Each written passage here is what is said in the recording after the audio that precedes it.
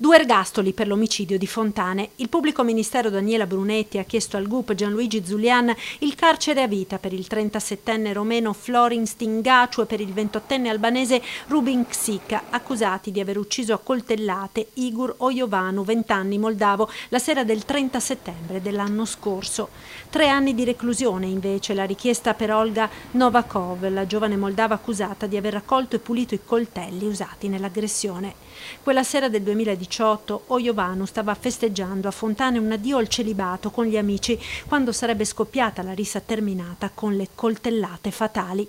Secondo l'accusa, il romeno avrebbe inflitto il fendente mortale assieme all'albanese che avrebbe preso parte attivamente al delitto. Un fatto di sangue che sconvolse la comunità di Villorba, attonita di fronte all'omicidio del giovane moldavo, ma anche Treviso, dove all'istituto Giorgi Fermi Igor frequentava le lezioni con il grande impegno di studente lavoratore, un giovane che aveva un sogno, quello di arrivare alla maturità ed aprirsi alla vita e al futuro, un sogno infranto in un sabato sera che doveva essere di allegria per festeggiare l'amico che stava per sposarsi, festa che in pochi minuti si è trasformata in dramma. Nell'udienza del processo con rito abbreviato, la richiesta dell'ergastolo per i 2 presunti assassini. Il processo è stato aggiornato al prossimo 25 ottobre.